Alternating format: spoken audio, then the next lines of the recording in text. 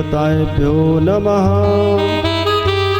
श्रीस्थान देवताभ्यो नमः। श्रीग्राम देवताभ्यो नमः। शुद्धि बुद्धि सहिताय श्रीमन्महागणाधिपतये नमः।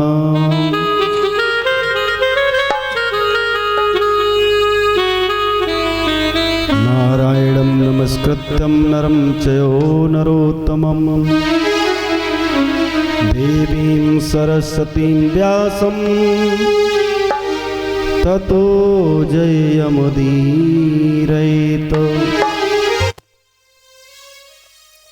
33 कोटि देव और ऋषि 88 सहस्र सीताराम चरण कमल मस्तक नवाता हूँ। भरत लखन रिपुसूदन हनुमंत लाल पावन पदार विंद मन में मनाता हूँ। शंकर शिवा के पद बंदन कर बार बार गणपति गजानन के चरण चित्त लाता हूँ। भाग्य के किशोरद जदि जे आशीष सब इते समय प्रेममयी वंदना सुनाता।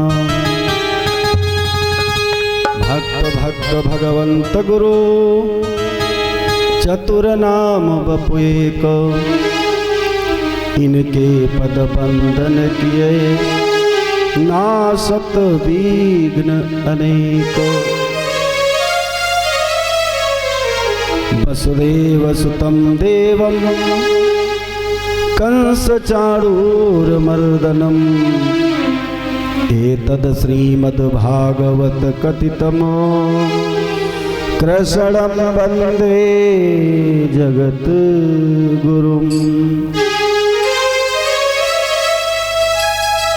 जय जय श्री राधा रमण जय जय नवल किशोर जय गोपी चित चोर प्रभु जय जय माखन चोर। श्री गुरु चरण सरोज रज निज मन मुकुर सुधार वर्णो रघुबर विमल जसो जोदायक फल चार। बुद्धहीन तनु जानिके सुमिरो पवन कुमार बल बुद्धि विद्या देहु मही हरहु कलेश विकार। बल बुद्धि विद्या देहु मही हरहु कलेश विकार। बोलिए गणेश जी महाराज की।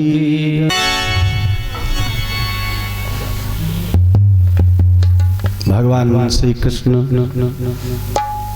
श्री सुखदेव जी महाराज राजा परीक्षित से कहते हैं कि भगवान श्री कृष्ण कन्हैया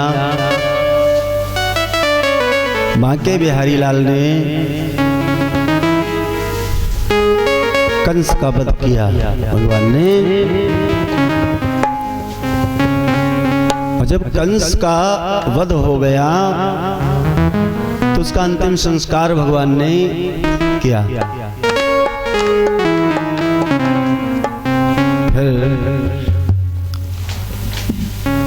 सबको बंधन से मुक्त कराया भगवान ने।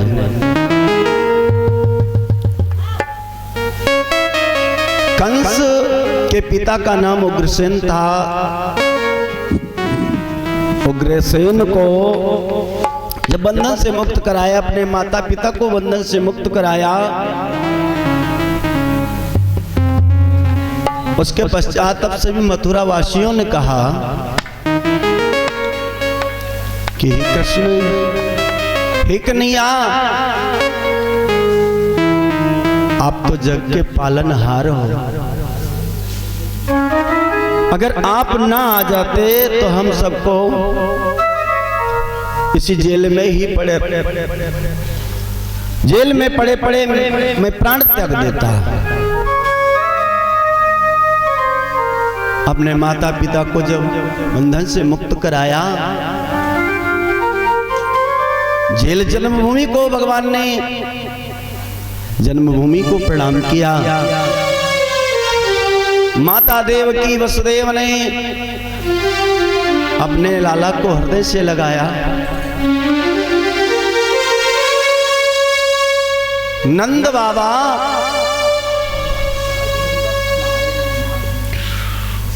बाबा कहने लगे, कन्हैया तू मथुरा छोड़ के वृंदावन नहीं चलेगा? तूने तो अपनी मैया यशोदा से कहा था कि मैं परसों बाबा के साथ वापस चलाऊंगा। भगवान कृष्ण कहने लगे, बाबा बहुत दिनों के बाद माता पिता से भेंट हुई है, हेलो, इसलिए कुछ दिन माता पिता की सेवा करूंगा। सभी मथुरा वासियों का मन है कि हमारे बांके बिहारी कृष्ण कन्हैया इस मथुरा के राजा बने। सब लोगों ने यही विचार किया कि कन्हैया इस मथुरा नगरी के राजा बने, लेकिन भगवान कृष्ण ने कहा कि अगर हम राजा बनते हैं तो लोग कहेंगे कि धन के मारे, राज्य के लालच में अपने मामा कंस का वध कर दिए। इसलिए मथुरा नगरी मथुरा वासियों की है, मेरा कुछ नहीं है। ब्राह्मणों को, संतों को, सबको बुलाया और अपने नाना उग्रसेन का राजतिलक कराया भगवान ने। भगवान सेवक बन करके वहां रहे मथुरा में।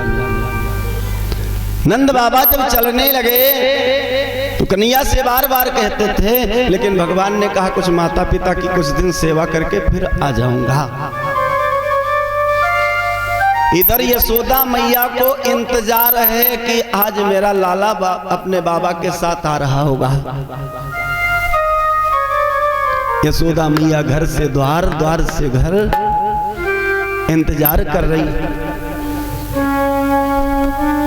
नंद चले रथ साज कर, रोवे बाबा नंद, घोड़े भी रथ में जुते, नैनो टपकत बिंदु। अरे घोड़े भी वृंदावन को आना नहीं चाहते, आंखों से आंसू बह रहे हैं। इधर यशोदा मैया, नंद बाबा सुबह ही चले। मथुरा वृंदावन जाने का केवल 2 घंटे का रास्ता है, लेकिन आज मथुरा से नंद बाबा चले तो घोड़े चलने में असमर्थ हैं, असहाय हैं, आंखों से आंसू बह रहे हैं।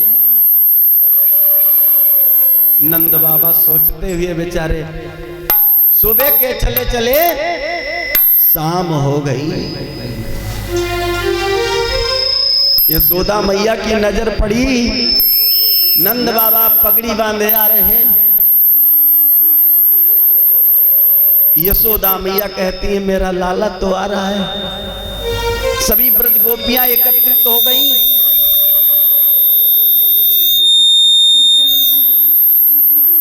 लेकिन रथ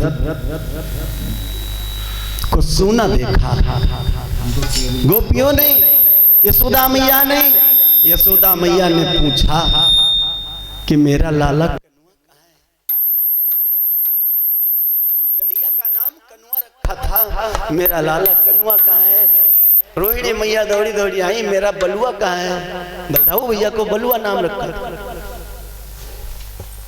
नंद बाबा ना तो कहते हैं कि वही रह गया, कहां रह गया?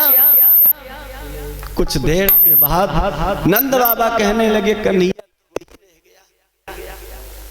अपनी माता पिता को बहुत दिनों के बाद पाया तो सेवा में लगा है, कुछ दिनों के बाद आएगा। यशोदा मैया कहती हैं कि कब आएगा? मेरा लाला वायदा कर गया था कि परसों आ जाऊंगा बाबा के साथ। इधर माता पिता की सेवा में भगवान कृष्ण लगे रहे, माता पिता की सेवा में लगे रहे। आज वसुदेव जी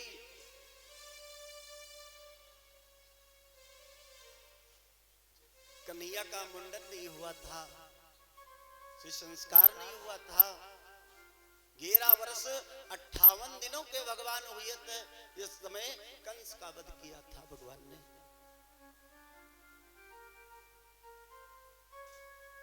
और जब से आने हुए थोड़ा तो वसुदेव जी ने अपने लाला का मुंडन संस्कार कराया और गुरुकुल को पढ़ने भेज दिया। कृष्ण बलराम दोनों भैया और पढ़ने कहां गए गुरुकुल में? सांदीपन मुनि के यहां। सांदीपन मुनि के यहां पढ़ने को गए भगवान कृष्ण कि गुरु ग्रह गए पढ़न रघुराई, गुरु ग्रह गए पढ़न रघुराई, अल्प काल बीत्या सब आई। गुरु जी के यहां पढ़ने को गए। वो तो त्रिलोकीनाथ थे, त्रिलोकी थे, फिर उनको पढ़ने की आवश्यकता क्या थी? लेकिन गुरु जी को भगवान को दर्शन देना था और उनका खोया हुआ बालक गुरुदक्षिणा के रूप में देना था। भगवान सांदीपन मुनि के यहाँ बड़ी सेवा किए और सेवा करने के बाद पश्चात जब पढ़ाई विद्याध्ययन हो गया, चलने का समय आया, भगवान कृष्ण सांदीपन गुरु के पास गए। गुरुजी अब हम चलेंगे, इतने दिन शिक्षा ली है तो गुरुदक्षिणा।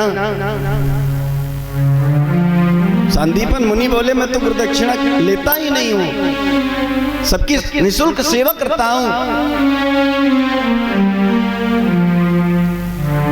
भगवान कहने लगे आप ब्राह्मण हैं और हम क्षत्रिय हैं, अगर हम आपको गुरुदक्षिणा नहीं देंगे तो हम तो पाप के भागी बन जाएंगे।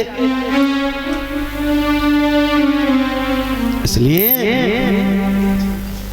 सांदीपन मुनि बोले कि हम तो कुछ गुरुदक्षिणा लेंगे नहीं, हाँ अपनी गुरु माता से पूछ लो। अपनी गुरु माता के पास कन्हैया गए और माता को प्रणाम किया। गुरु माता को, गुरु माता गुरुदक्षिणा क्या दे दूं?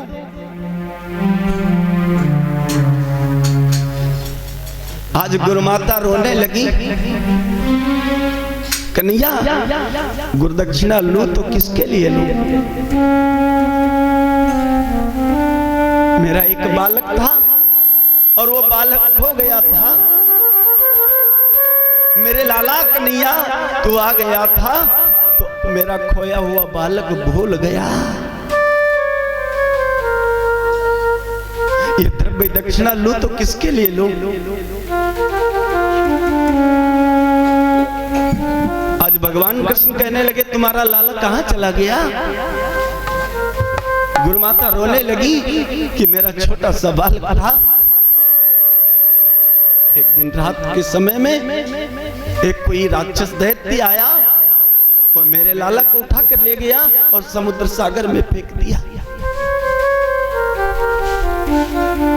भगवान ने आज प्रण किया कि गुरु माता मैं तुम्हारा खोया हुआ बालक गुरुदक्षिणा के रूप में तुम्हें वापस करूंगा।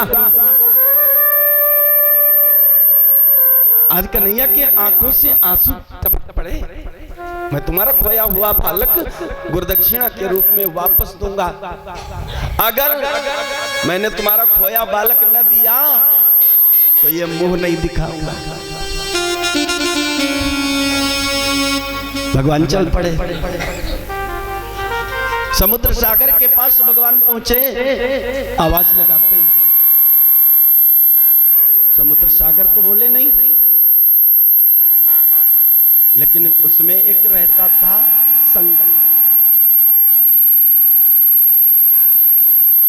जिसका नाम है पंचजन्य। पंचजन्य ऋषिकेश।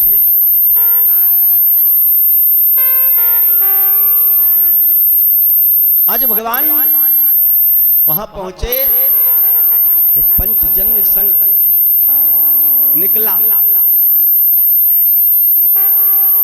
भगवान ने उसका सर काट दिया। इसका मतलब गुरु माता का बालक तू ही लेके आया था। बोल, वो गुरु माता का बालक कहां है? आज शंख का जब सर कट गया, पंचजन्य का हाथ जोड़ रहा है, महाराज मेरे पास वो बालक नहीं है। वो गुरु माता का बालक तो धर्मराज के यहाँ है। भगवान ने कहा चलो मेरे साथ। चल पड़ा। भगवान कहते हैं कि निरअपराध, निरअपराध क्यों बधतो ही, यानी तुझसे मैंने पूछा लेकिन तू अपराधी नहीं है, निरअपराध, मैंने तेरा सर काटा। आज भगवान उस पंचजन्य शंख को हाथ में ले लिए और धर्मराज के यहाँ पहुंचे। हेलो। धर्मराज को आवाज लगाई, धर्मराज आए। अरे भगवान प्रभु, अरे कोई कार्य था तो हमें बुला लेते। अरे मालिक स्वयं नौकर के पास जाए। भगवान कहते हैं कि कभी कभी भगवान को भी भक्तों से काम पड़े, और जाना था गंगा पार प्रभु केवट की नाव चढ़े। तो प्रभु आज्ञा करिए, हम आपकी क्या सेवा कर सकते हैं? कहा मेरे गुरु माता का बालक आपके यहाँ है, उसे हमें दीजिए। कहा महाराज बालक तो है,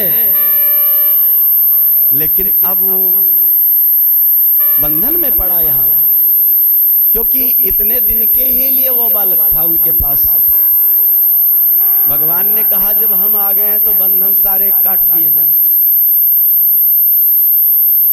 आज उस बालक की आत्मा को लिए,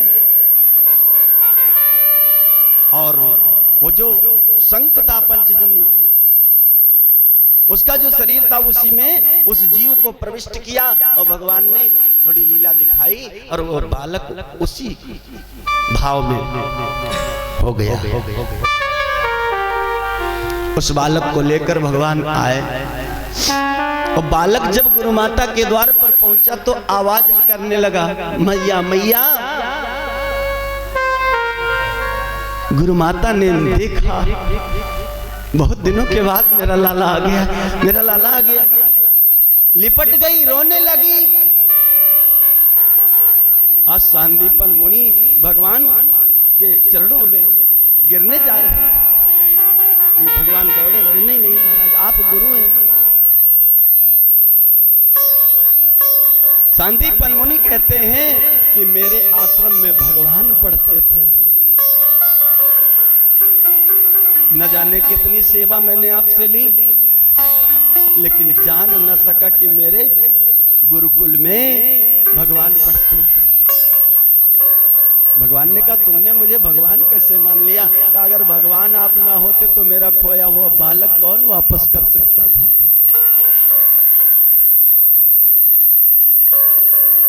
ये बात फैल गई चारों तरफ।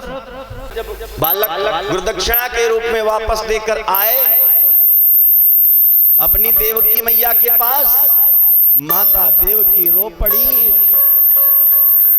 मेरे कन्हैया, मेरे लाला, मैंने सुना है तुम भगवान हो।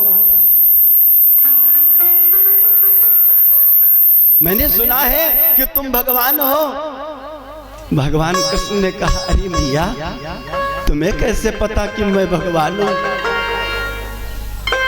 यानी तुम्हें कैसे पता हो गया कि मैं भगवान हूं? देवकी मैया कहने लगी, जब तुमने अपने गुरु के बालक को तुमने वापस ला दिया तो यह कार्य भगवान के सिवा और कौन कर सकता है?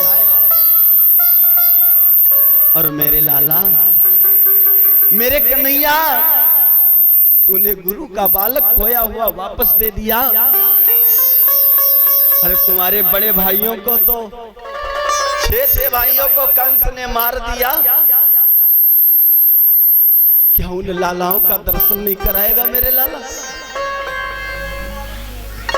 भगवान जान गए कि मैया तो जान गई मैं भगवान हूं, तो क्या मैया उन बालकों का दर्शन करना चाहती हो? ये कि मैया ने कहा, भगवान ने कहा आंखों को बंद करो। जो आंखों को बंद किया तो एक एक बालक आने लगा। आज देव की मैया प्रसन्न हो गई।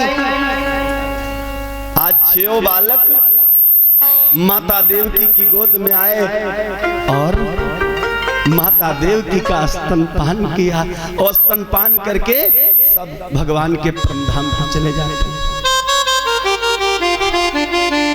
देवकी मैया रोने लगी कि 6 बालकों का दर्शन तो मिला मुझे, लेकिन बालक कोई भी नहीं रहा। भगवान ने कहा, बस तुम्हारे जीवन में 8 बालकों की तुम माता बनी, लेकिन तुमको बस केवल 2 ही बालक, कृष्ण और बलराम। आज इस प्रकार से, इस भाव से तो भगवान अनेकों लीलाएं, भगवान ने बड़े बड़े कार्य किए, लेकिन माता यशोदा कन्हैया को अपना लाला ही समझी। देवकी मैया अपने लाला को भगवान नहीं मानी, कन्हैया। ये सब दृश्य कराने के बाद भगवान ने अपनी माया को खींच लिया। फिर देवकी मैया अपने कन्हैया को लाला ही मानी। बोलिए कृष्ण बलदेव की जय हो। इधर उग्रसेन राजा बने थे और मथुरा नगरी में आनंद ही आनंद था। मथुरा नगरी में आनंद ही आनंद था,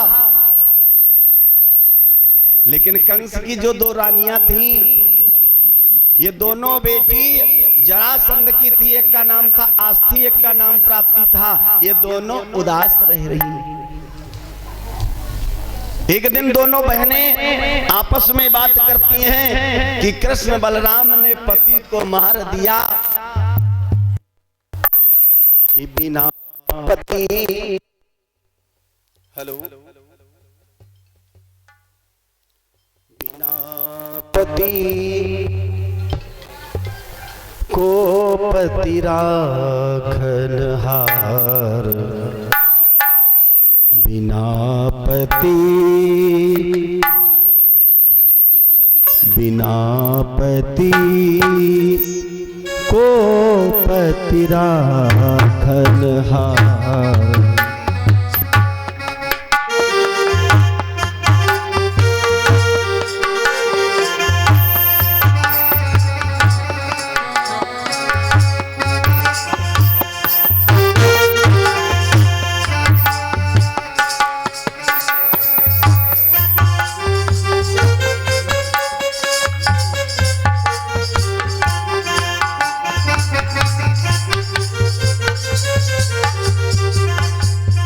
बिना पति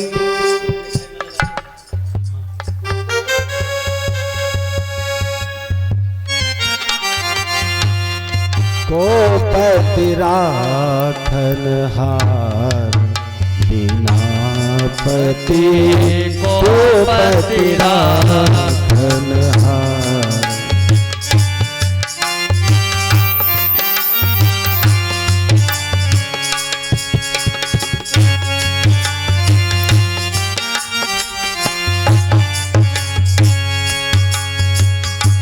दोनों ने पति को मारा,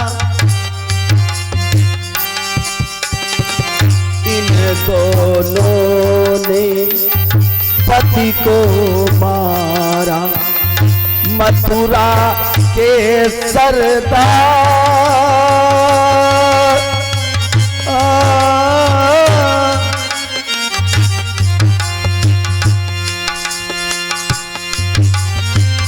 इन दोनों ने पति को मारा, ये ही बने सरदार।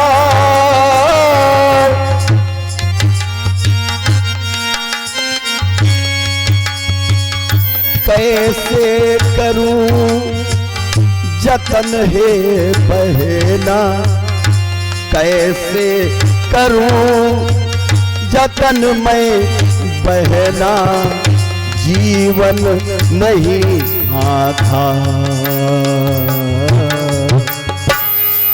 बिना पति को पति राखल हार।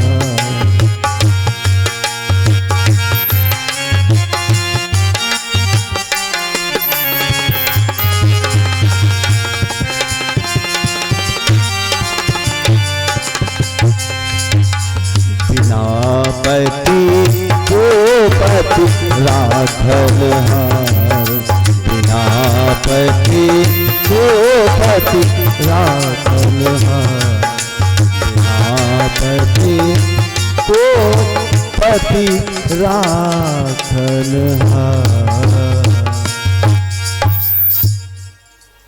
इन दोनों ने पति को मार दिया और यही मथुरा के दोनों सरदार बने बैठे। अरे बहना चलो पिता से ये हाल चाल बताया। दोनों बहना आस्ती प्राप्ति अपने पिता जरासंध के पास पहुंची, कहने लगी कि पड़ जाए इस राज पर और ताज पर खाक, बहने बेटी विधवा हो गई, किस काम की राज। तुम्हारी बेटियां दोनों विधवा हो गई, इस राज पे खाक पड़ जाए। जरासंध ने जब अपनी दोनों बेटियों की तरफ नजर डाली, दोनों की मांग सुनी, देखा तो जरासंध अपने बस में नहीं रहा कि बतलाओ बेटियों, तुम्हारे पति को मारा किसने। आज वो दोनों कहती हैं कि वृंदावन